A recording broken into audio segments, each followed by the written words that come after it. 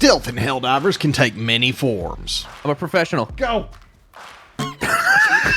There's like Mastering the art of going commando means adapting yourself to various forms of stealthy combat. Whether you prefer ghosting through the map or heavy stealth. We need more violence.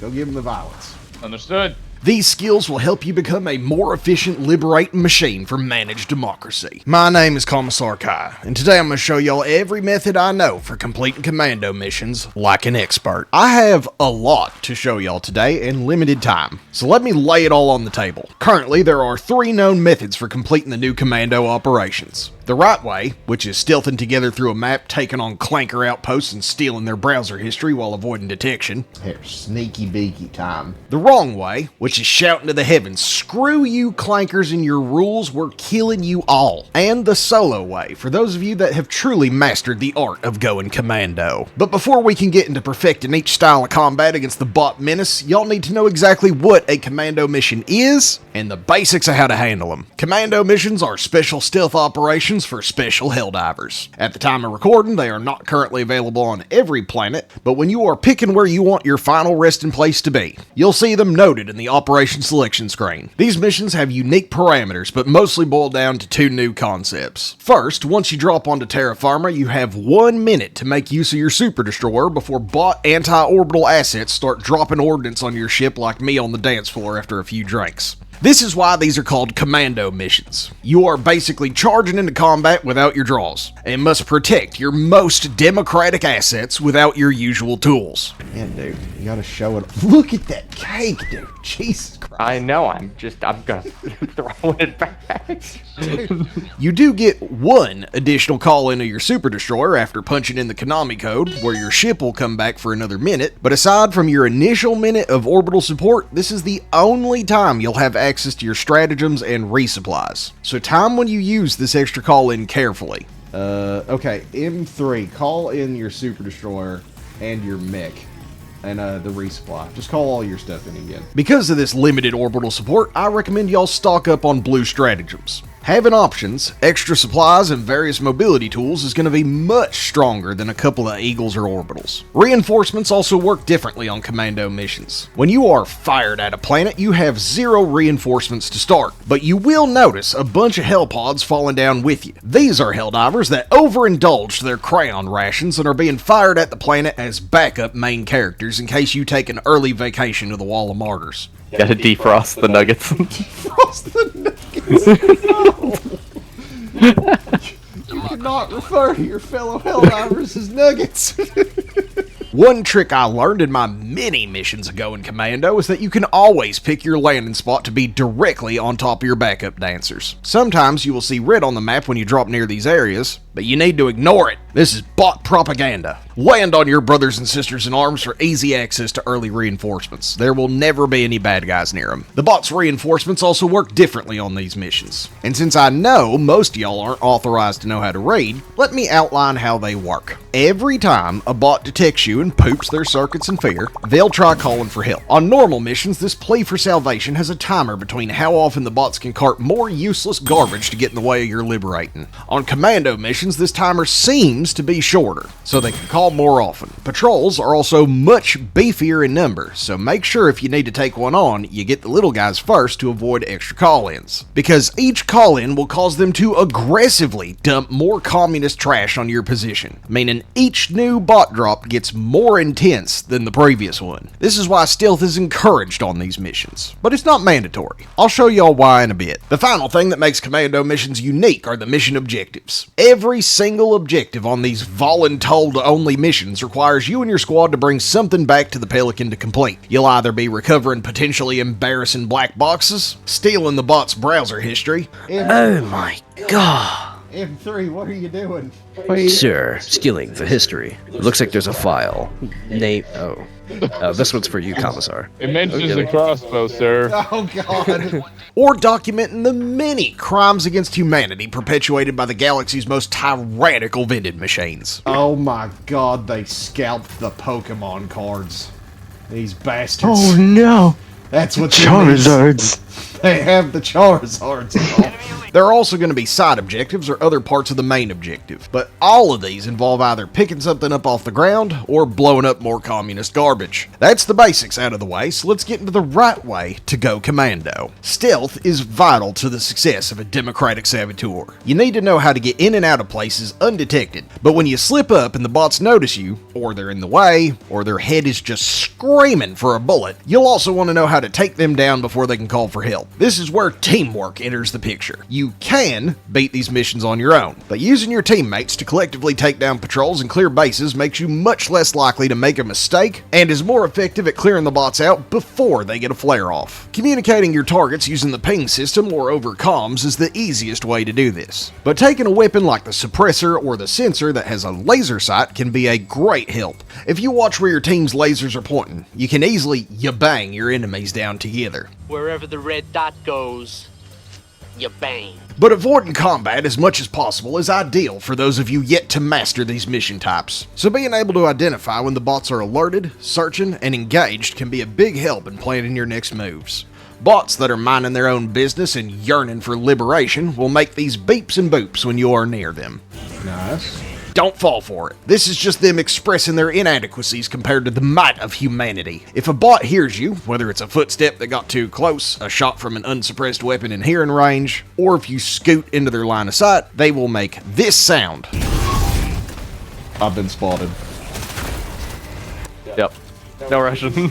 You'll also see their eyes light up. When you hear this, it means they are now alerted, but it doesn't always mean they will start shooting at you. If you fire at them and fail to take them down quickly, they will know exactly where you are and open fire after about 1.5 seconds. But if they're simply alerted, they will investigate where they last saw or heard you. You can tell bots are searching because of the way they move. They will not aim their weapons or squat down like they are about to evacuate their courage. Instead, they will simply charge at whatever alerted them, before must have been the winding it back to whatever they were doing. Bots that are in combat but not actively shooting at you will have their weapons raised, which makes it very easy to tell if they will shoot at you immediately or take the time to think about it. When it comes to the art of taking down targets quietly, you need to remember your basic firearm safety. Always look behind your target. If you are using a suppressed weapon, near misses will not alert the bots. But if your shot hits something, like a fabricator or another enemy that is behind your target, it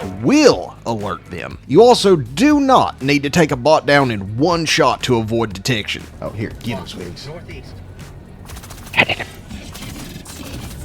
Get him a little faster. There you go.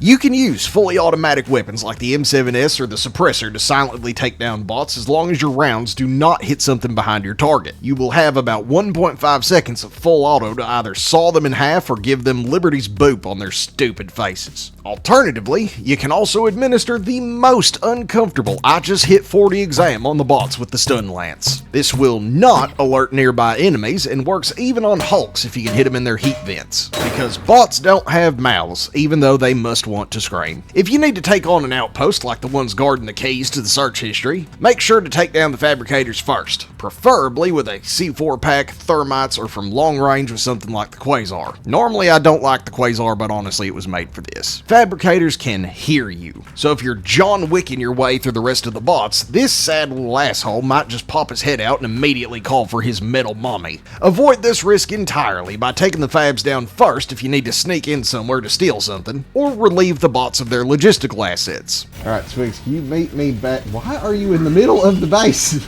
Right now, Don't worry, I killed everybody capable of calling the police. They can't do anything about it. If things start going sideways, fight your natural urge to stand your ground and fight for freedom. You do not have the reinforcement budget, ammo, or super destroyer support that you are used to having. So overzealous helldivers or those with mind blindness are usually the first to the grave. Near there, like I shouldn't have disappeared. I mean, because I have a jump pack and That did happen. Did you step on a mine? No. He did! He stepped on a mine! Instead, engage in fight and retreats. Alright, switch. Set. Okay. Careful, noseball. Yep. Break contact as soon as you can using line of sight and head off to different objectives to avoid getting stuck in big battles. The final thing I'll mention for doing these missions the right way is the occasional use of heavy stealth that you can employ. Time for stealth. Yep. I was gonna say, hit let's him take with out the that. stealth. Let's take out that last red base. It can be a good strategy to bring an orbital laser and a 380mm barrage and drop them next to a super base or something you really want dead, like a convoy. Toss these stratagems out right at the start and then call in your gear for maximum effect. Alright, sir. Fortress is dealt with. I'm here to support you with the convoy. What? What'd you do? I wasn't even looking. Exactly, sir. You got pissed on me. I went up to it and threw an orbital laser at near the front and then used my jump pack to throw the orbital 380 close to the back. That way it got both the front and back of it without missing any fabricators. Well, that works. Roger. But sneaking around the map, allowing the enemy to survive, sometimes just ain't in my nature. First rule of battle, little one. Don't ever let them know where you are.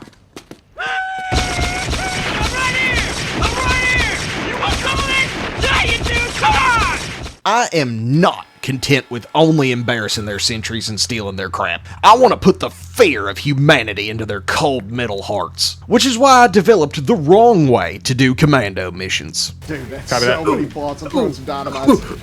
This is a strategy I developed to feed my hunger for scrap metal. The thought behind it is that these missions spawn ridiculous amounts of bots and we have basically zero support. So I wanted to find a way to kill everything just to spite their stupid metal faces. Now you won't be able to pull this off with random people. It's too complex to expect in quick play and trying to do it will look like you're trolling. So if you want to give this a shot, then do it with your friends or join my Discord and find some others willing to work together. With that addendum out of the way, here's how you do it. You have 2 helldivers bring the arc thrower and the shield pack. This is vitally important since it's the only support weapon capable of handling 10 plus hulks at once without super destroyer support. 1 arc thrower is pretty weak since its break points for stunning targets isn't ideal, but 2 arc throwers will stun hulks in just 1 volley. Combine that with its ability to arc to plenty of targets at once, and a shield pack to keep you standing long enough to fire it, and you have a beautiful recipe for destruction. Just be sure both arc throwers are at the front and sticking together. Otherwise the combo breaks down and you'll likely zap your teammates. Your arc thrower team is going to be your front line, but they will need support to navigate the map to different objectives and to deal with the super heavy targets. Arc throwers, for all their power, suck at killing war striders, tanks, and dogs. So to make their job easier, you'll want 1 helldiver on recoilless rifle duty. You really need to use the recoilless rifle instead of other options because it's the only one that can reliably one-tap a dog in the face or the belly doors. Since this mode can throw 3 dogs at you at once, this is vitally important. The recoilless rifle user is also going to be responsible for navigation. You need to be able to identify when it's time to fight and when it's time to move. An easy cue for this is when everything is dead, it's a good time to move. Don't get hung up on polishing off every single bot. As long as the bulk of them are rusted in the ground, you're good to go. You'll also want to identify good areas to hold the ground in the name of democracy. Oh, here, back. Sorry.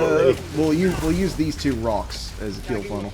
Finding 2 pieces of hardcover will give your squad a kill funnel and prevent loads of bots from overwhelming your arc thrower team. The final piece of this ridiculous puzzle is the supply pack helldiver. This helldiver is responsible for keeping the team topped off on stems, grenades, and keeping the recoilless rifle fed. Bonus points if they are a medic mommy bringing the stem pistol. In this role, you'll want something like a laser cannon or a quasar to help take down flanking heavy units. But your primary role is to keep your team from getting sandwiched by badly timed patrols and keeping your guns fed. All 4 helldivers should be taking a laser primary weapon to avoid the need for ammo. I highly recommend the scythe for its expanded heatsink and accuracy, but the new trident might also be a very good option. I haven't gotten to use it yet. I'd also recommend bringing 4 mechs as emergency backups and a good way to start off the mission strong. Just time your super destroyer call-ins well so they don't overlap, bring extra supply packs, and communicate with your team the whole time. If you do all this, it's incredibly fun and very effective. If you run this setup and stick to the plan, cover each other, and move as a unit, you can steamroll through these missions even though you are definitely not supposed to be able to. This is the power of teamwork, y'all, and the main reason I don't believe in the grunt fantasy. This kind of stupid crap is exactly the sort of thing a group of grunts with their backs to the wall would come up with to pull off something truly heroic. I know this game has issues and can certainly encourage team play more, especially in quick play, but you cannot do something like this solo. It requires a team of people willing to work together and coordinate in their loadouts. If you ever feel weak in this game, I want you to come back to this video and watch this part again. Coordinating your loadouts, communicating with your squad, and moving as a unit will always be the best power fantasy you can possibly get in Helldivers. Together, Helldivers strong. Yeah, you know what? I don't want to be there. Oh, I tried to punch you out of the way. I thought it was snuffed to the left. Oh no. Stepping off my soapbox, we need to get to the last method for going commando, the solo method. And no, I will not be making that joke. Because I'm truly an expert helldiver. Hang on, I overthrew it. This is not the expected. Oh no!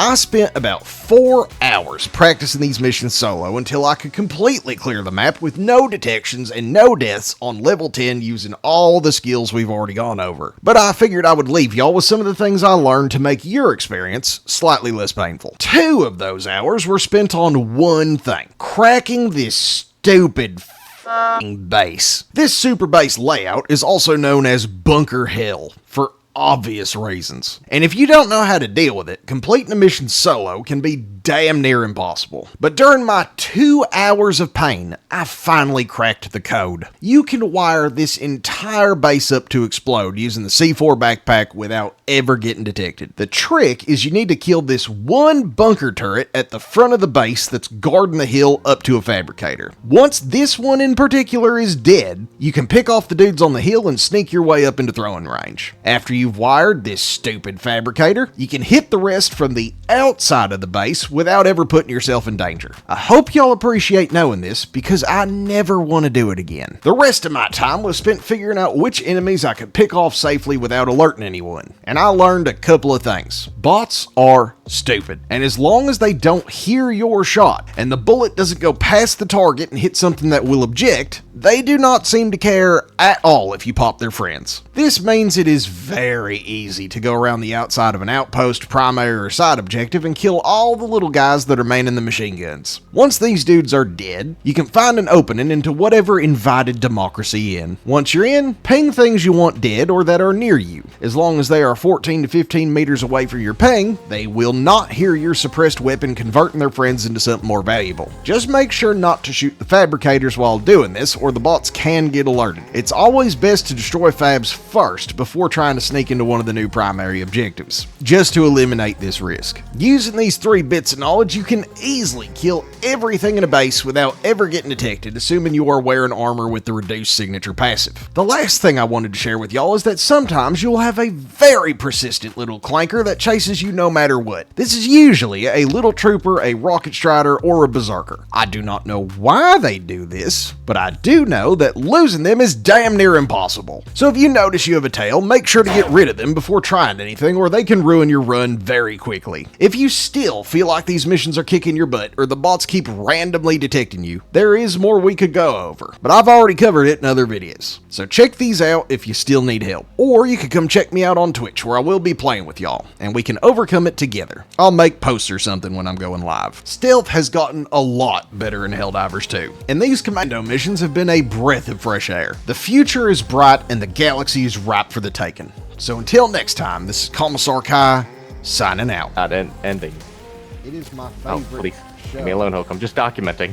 I'm just Oh, on the no. press. He didn't let you document. What an asshole. I have the press pass. He didn't respect the press pass.